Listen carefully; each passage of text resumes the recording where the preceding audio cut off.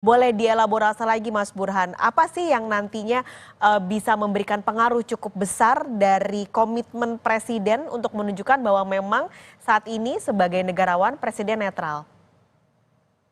Ya, menurut saya Presiden harus menindaklanjuti pertemuan sekarang, kepada seluruh aparat pemerintah Mhm. agar netral, tidak memberikan privilege tertentu kepada salah satu calon.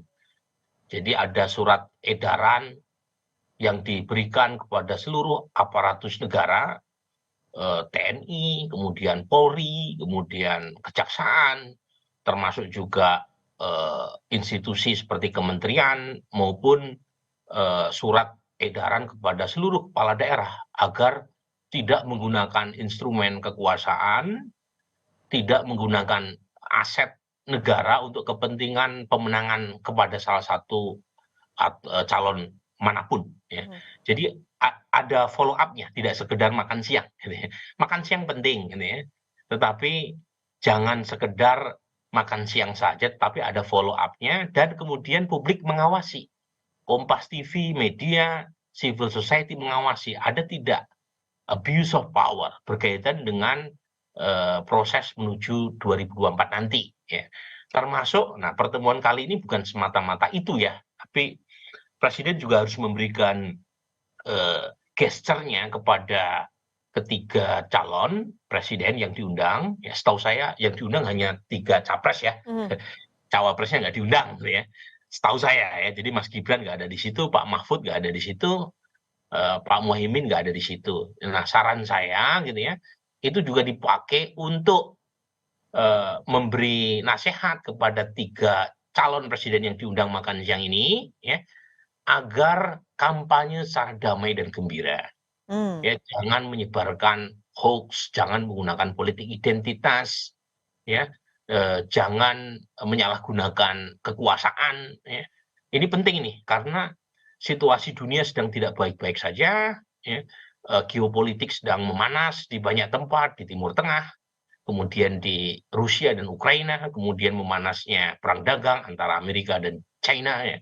Jadi membutuhkan persatuan, ya, berkaitan dengan tujuan yang lebih besar ya, bukan sekedar kemenangan elektoral. Jadi jangan sampai proses menuju Pilpres 2024 itu menimbulkan luka dan harus dicari, nah ini ada kaitannya nih ya dengan PD Perjuangan tadi, Mhm. harus dicari ya satu formula yang bersifat win-win, jangan zero sum game.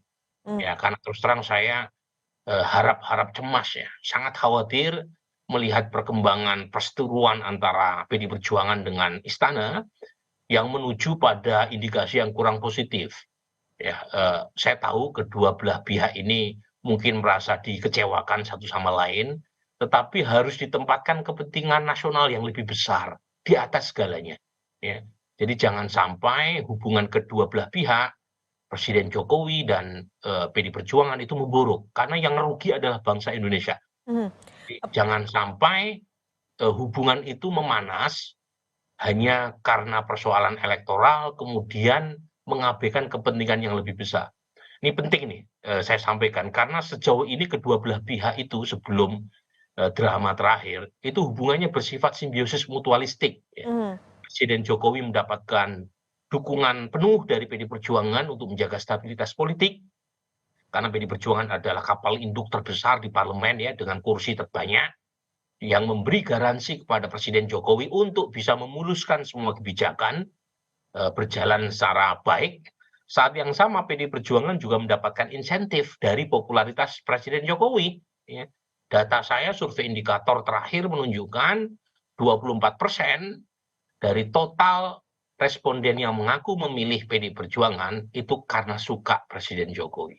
Jadi Mmm. kalau misalnya kedua belah pihak ini memanas, dari sisi politik Presiden Jokowi kehilangan salah satu induk pendukung utama stabilitas politik pemerintahannya, apalagi jelang berakhirnya masa jabatan beliau tahun depan, dan saat yang sama PDI Perjuangan juga kehilangan 6%-an suara dari kantong basis pendukung Pak Jokowi menjelang pemilu legislatif dan Pilpres 2024. Jadi yang dirugikan bukan hanya Pak Jokowi, Mhm. PDI Perjuangan, tapi yang paling penting bangsa Indonesia.